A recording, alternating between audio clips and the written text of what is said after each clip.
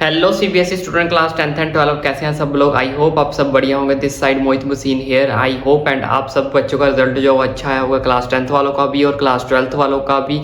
And जो बच्चे अब सेटिस्फाइड नहीं है तो सीबीएसई की तरफ से एक नया सर्कुलर निकल कर सामने आया। सीबीएसई ने एक नया सर्कुलर जो है वो अपलोड किया है।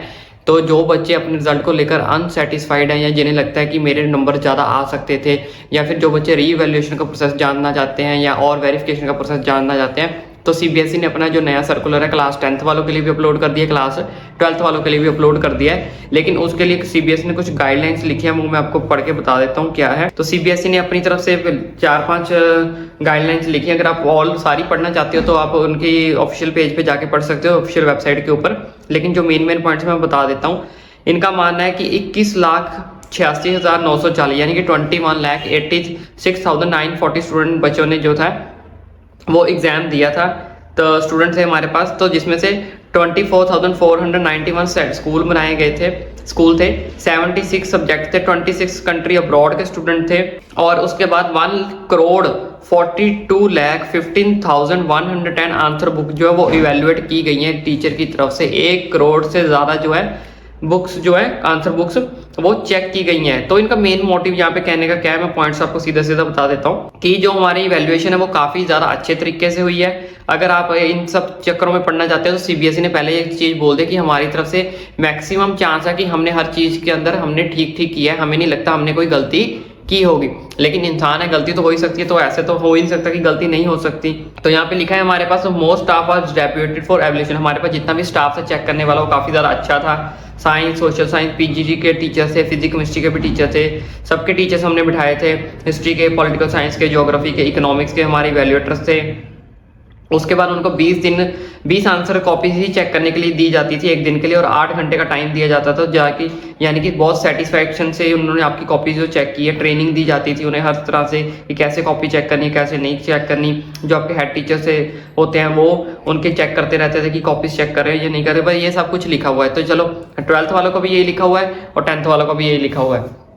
और 12th वालों के अपने स्टूडेंट की बताया गया है कि कितने कितने स्टूडेंट थे, कितनी कॉपीज थी। चलो वो तो होगी बात की बात। अब हम बात कर लेते हैं कि जो मेन इन्होंने प्रोसेस बताया, इस प्रोसेस को ध्यान से समझना। अगर आप इस प्रोसेस के अंदर पढ़ना चाहते हो तो इन सारी चीज़ों को आपको पता होना चाहिए कि ये सारी चीज़ें होती क्या हैं और इनके लिए आपको कैसे अप्लाई करना है, क्यों अप्लाई करना चाहिए, अप्लाई करना है या नहीं करना, वो सब आप पे डिपेंड है, आपका खुद का डिसीजन है, ठीक है। लेकिन इनकी कुछ गाइडलाइंस है वो आपको जो है पता होनी चाहिए। तो सबसे पहले हम बात कर लेते हैं वेरिफिकेशन। सबसे पहले इन्होंने बोला कि आप वेरिफिकेशन करवा सकते हो अपने मार्क्स की। अब वेरिफिकेशन ऑफ मार्क्स में होता क्या है एक्चुअल में, पहले ये समझो। कुछ बच्चों को तो यही नहीं पता कि वेरिफिकेशन ऑफ मार्क्स में होगा क्या। वेरिफिकेशन ऑफ मार्क्स में आपका क्या होगा, जो आपके मार्क्स आएंगे शुड बी गिवन, वो आपकी आंसर शीट में इतना देखेंगे कि आपको हर क्वेश्चन के जो नंबर है वो गिवन है। Marks should be given for every question, यानी कि आपको सिर्फ इतना देखा जाएगा आपकी आंसर शीट के ऊपर कि हर क्वेश्चन के नंबर आपको दिए गए हैं। टीचर्स की तरफ से कोई क्वेश्चन ऐसा छूट तो नहीं गया कि जिसके नंबर जो है वो रह गए हों। बस पहले पॉइंट में ये देखेंगे। दूसरा पॉइंट आपका देखेंगे कि आपका टोटल सही हुआ है, रीटोटल आपको दोबारा टोटल करके चेक कर देंगे। बस ये 2 चीजें ही आपकी देखी जाएंगी वेरिफिकेशन ऑफ मार्क्स के अंदर। अगर आप ये वाला फॉर्म फिल करोगे वेरिफिकेशन ऑफ मार्क्स का, तो इसके अंदर आपकी 2 चीजें आएंगी। पहली, मार्क्स शुड बी गिवन, सिर्फ इतना देखा जाएगा कि आपको हर क्वेश्चन के नंबर दिए गए हैं, कोई क्वेश्चन छूट तो नहीं गया ऐसा कि जिसके नंबर आपको ना मिले हो। दूसरा, आपका टोटल चेक कर लिया जाएगा, दोबारा से आपका रीटोटल कर लिया जाएगा कि टोटल ठीक हुआ, टोटल में कोई गड़बड़ तो नहीं है। अब इसकी जो सीबीएसई ने डेट निकाली है वह 16/5/2023 से आप अप्लाई कर सकते हैं। ऑनलाइन ही अप्लाई करना है, सीबीएसई के ऑफिशियल वेबसाइट पे जाके आपको अप्लाई करना है। 16 तारीख को लिंक आएगा। 16/5/2023 को लेकर 20/5/2023 को आपको दिन दिए गए हैं, 5 दिन दिए गए हैं। और इसकी फीस कितनी है, 500 रुपए पर सब्जेक्ट। क्लास 10th का भी सेम है, क्लास 12th का भी सेम है। मैं यहाँ लिख देता हूँ, जिसका अलग है वो मैं बता दूंगा। इसका भी क्लास 10th और क्लास 12th का दोनों प्रोसेस इसके जो है वो सेम है, ठीक है। दोनों की सेम डेट है। दोनों को कितने पैसे पे करने पड़ेंगे, 500 रुपया पर सब्जेक्ट। एक सब्जेक्ट के लिए आपको 500 रुपया देना पड़ेगा। अगर आप 2 सब्जेक्ट कराओगे तो 1000 रुपया हो जाएगा, 3 सब्जेक्ट कराओगे तो 1500 रुपया हो जाएगा। तो इस चीज को अपने माइंड में बिठा लो, ये पर सब्जेक्ट के हिसाब से है, ठीक है। ये वाला फर्स्ट प्रोसेस आपको समझ लग गया। अब बात कर लेते हैं सेकंड प्रोसेस की। सेकंड प्रोसेस से इन्होंने क्या निकाला है हमारे पास, ऑब्टेनिंग ए फोटोकॉपी, यानी कि आप अपने आंसर शीट की फोटोकॉपी जो है वो मंगवा सकते हो। जीरोक्स एक पीडीएफ बन के आपको आएगी, मेल के थ्रू आएगी या किसी के थ्रू आएगी, ये नहीं पता, बस आएगी फोटोकॉपी। ओरिजिनल कॉपी आपके पास नहीं भेजेंगे ये।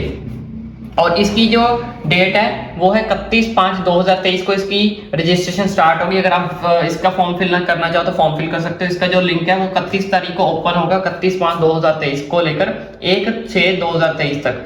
यानी कि देखो एक चीज ध्यान रखना, दिन बहुत कम है, सिर्फ 2 दिन दिए गए हैं, 31 और 1। सिर्फ 2 दिन के अंदर आपको ये प्रोसेस जो है फोटोकॉपी आप मंगवा सकते हो। 2 दिन के बाद आप फोटोकॉपी नहीं मंगवा सकते।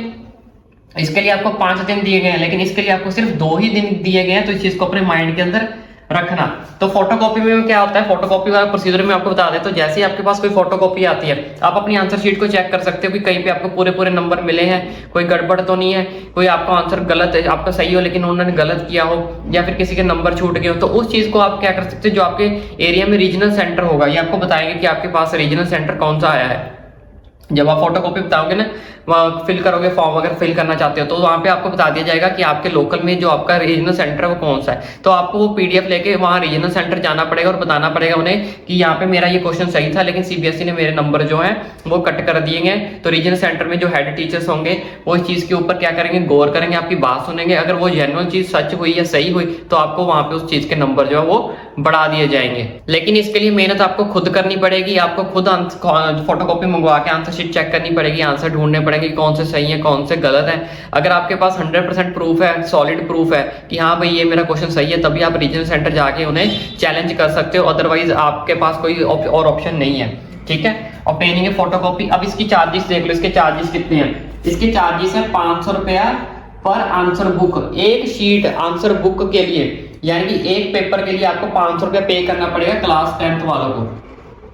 क्लास 10th वालों को 500 रुपया एक आंसर बुक का पे करना पड़ेगा। वही +2 वालों को, 12th वालों को तो 700 रुपया पर आंसर बुक। यानी कि क्लास 12 को कितना पे करना पड़ेगा, 700 रुपया देना पड़ेगा। क्लास 12 को 700 रुपया देना पड़ेगा एक कॉपी के लिए। और इसको ऑब्टेनिंग है फोटोकॉपी अगर आपको करनी क्लास 10th वाले, तो आपको 500 रुपया एक कॉपी का जो है देना पड़ेगा। मैंने आपको बता दिया कि फोटोकॉपी के अंदर क्या है, रीजनल सेंटर खुद जाना पड़ेगा अपनी चीजों को ठीक करवाने के लिए, सही करवाने के लिए। वो भी अगर आपके पास सॉलिड प्रूफ है तभी ठीक होंगे। अगर आपके पास सॉलिड प्रूफ नहीं है, ठीक है, तब ठीक हो ही नहीं सकती। क्योंकि सीबीएसई ने पहले अपने गाइडलाइंस में लिख दिया कि हमने तो सारा कुछ अपनी तरफ से ठीक किया है। तो अगर आप ये सारा प्रोसेस करना भी चाहते हैं तो अपने बिहाफ पे केयरफुली करें। ठीक है, तो गलती हो सकती है हमसे, मैं ये नहीं मानता कि गलती नहीं होगी, गलती हो भी सकती है, लेकिन सॉलिड प्रूफ आपका चलेगा। अब तीसरा जो लास्ट प्रोसेस इन्होंने बोला है, रीवैल्यूएशन का प्रोसेस। रीवैल्यूएशन का प्रोसेस में क्या है, रीवैल्यूएशन प्रोसेस में देखो 5/6/2023 से लेके आपको 6/2023 इसके लिए भी आपको 2 दिन का ही टाइम दिया गया है। 5 और 6 का 2 दिन का ही टाइम दिया गया है। ध्यान से समझ लो, क्लास 10th वालों को भी और क्लास 12th वालों को सेम डेट है। डेट दोनों की सेम है, 10th की भी यही डेट है, 12th की भी यही डेट है। और इसके लिए आपको 100 रुपीज पर क्वेश्चन। अगर आपको लगता है कि ये क्वेश्चन मेरा सही था लेकिन इसके क्वेश्चन कोई गलत करवाए गए हैं, इसके लिए आप क्या कर सकते हो, जैसे आपने फोटोकॉपी मंगवा ली, फोटोकॉपी मंगवाने के बाद अगर आपको लगता है कि आपका रीजनल सेंटर में बात सुन ली, अगर रीजनल सेंटर वालों ने आपकी बात नहीं सुनी है, आपको लगता है कि मेरे ये 2 क्वेश्चन बिल्कुल टोटली सही है, उसके बाद अगर आप रीवैल्यूएशन भरना चाहते हो आप रीवैल्यूएशन भर सकते हो। लेकिन उसके लिए आपको 100 रुपया एक क्वेश्चन का देना पड़ेगा। इस चीज का ध्यान रखना, चाहे आप क्लास 10th के हो चाहे आप क्लास 12th के हो, 100 रुपया एक क्वेश्चन का। अगर आपने 5 क्वेश्चन कर दिए चैलेंज तो 500 रुपया आपको देने का। 5 क्वेश्चन अगर आपने चैलेंज कर दिए, 100 से मल्टीप्लाई कर लो, 500 रुपया आपको देना पड़ेगा। 5 × 100 = 500। तो जितने आप क्वेश्चन चैलेंज करते जाओगे उतनी आपकी जो पेमेंट है वो बढ़ती जाएगी। 20 क्वेश्चन चैलेंज करोगे तो 2000 रुपया बन जाएगा। तो 100 रुपया पर क्वेश्चन क्लास 10th वालों को भी और क्लास 12th वालों को भी। तो इसके अलावा अगर कोई और डाउट है तो आप मुझसे कमेंट करके पूछ सकते हो। और इसके बाद अब कंपार्टमेंट की कोई अपडेट आने वाली है तो उसकी वीडियो भी जल्दी आएगी। तो जिन बच्चों को लगता है कि हम कंपार्टमेंट या री इम्प्रूवमेंट का एग्जाम देना चाहते हैं, अपनी इंप्रूवमेंट कराना चाहते हैं, एग्जाम्स के अंदर इंक्रीज करवाना चाहते हैं नंबर, तो उसकी वीडियो भी जल्दी आएगी। तो चैनल को सब्सक्राइब करना ना भूलें।